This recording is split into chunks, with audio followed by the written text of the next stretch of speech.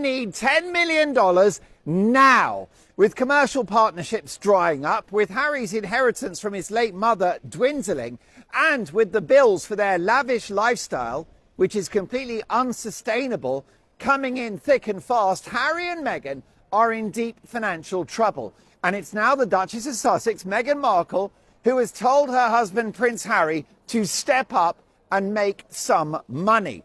So Meghan has reportedly delivered a very blunt message to Harry behind the gates of their Montecito mansion. He needs to start contributing more financially. Now, this is an extraordinary scoop courtesy of Rob Shooter, who has a brilliant royal newspaper on Substack called Naughty But Nice. And royal insiders have told Rob Shooter that rising concerns over the cost of maintaining their high-profile California lifestyle have created huge tension in the marriage, with Meghan said to be increasingly frustrated that she's become the main breadwinner. And it's quite clear that Meghan has a lot more energy than Harry. She's got get up and go. She's notorious for the 4 a.m. emails to staff requesting this, requesting that. Harry's still in bed at lunchtime. He's a lazy lump. Look at him. You can see the guy lacks ambition. Why? Because he's an aristocrat. His only great skill was winning the womb lottery and having his mother being Diana and his father King Charles. So Meghan's not happy. The other issue is that Meghan has grown up in the real world, and she knows about bills, and she knows about trying to save some money, and she knows about building a career. Harry hasn't seen a bill for his entire life, so he's very relaxed about it. Meghan's doing all the running, and she's not happy. The insider told Rob Shooter Meghan has finally told Harry that he needs to step up financially. The insider said she's driving the business deals, managing the brand, and thinking about the future. Meghan is, and I quote, tired of feeling like the only one focused on keeping the money flowing. Because, first of all, Harry's a royal and they're not entrepreneurial. They don't know how to make money because they were born with it. So that's a problem. And the other issue is that the charity sector, that is Harry's comfort zone. That's where he can be a virtue signaler. That's where he can send out a message of what a wonderful, lovely guy he is. But there's a problem, because the charities don't make any money, and the charities at the moment are actually bringing negative headlines as well, which is affecting the Sussex's ability to make money.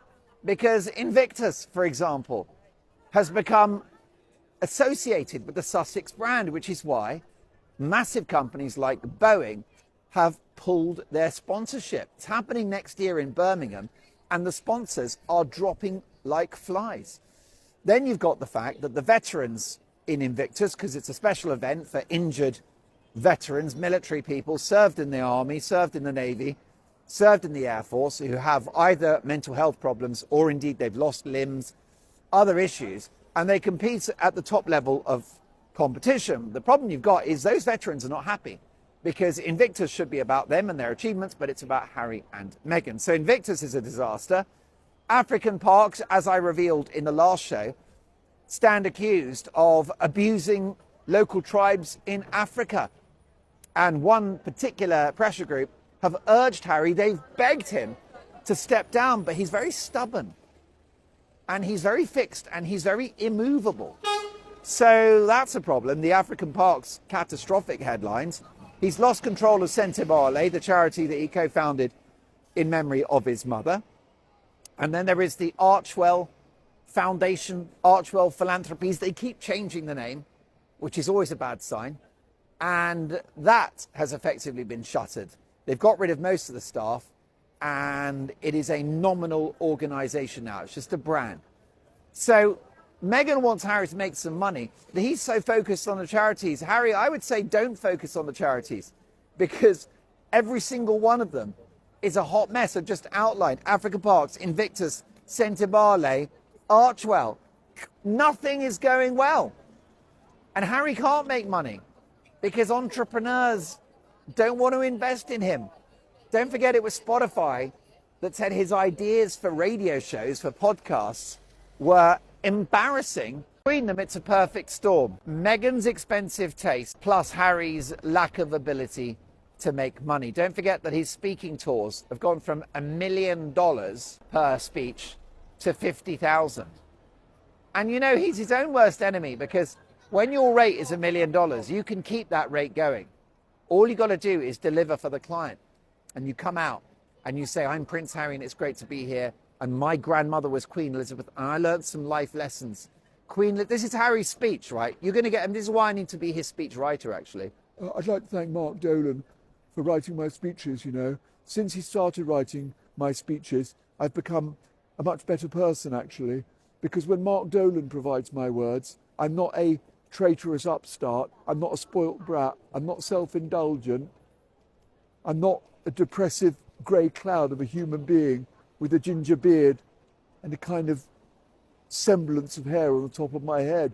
I become a dynamic global figure, yeah, when Mark Dolan provides the words. But I promise you, here's the Harry speech. Let's do it properly. Hello, I'm Prince Harry, and it's wonderful to meet you all today. And I've got a unique life experience, because if I look before me, I see successful entrepreneurs, I see high achievers, I see people with goals. And I'm here today to help you to accentuate and to reach those goals and go beyond them. And what I can share with you is my royal life. And the person I'm going to focus on who taught me the most was Queen Elizabeth II. And Queen Elizabeth taught me stoicism, hard work, duty, respect, being discreet, family focused, a team player. Listen more than you speak. Pray from time to time. Consult the experts.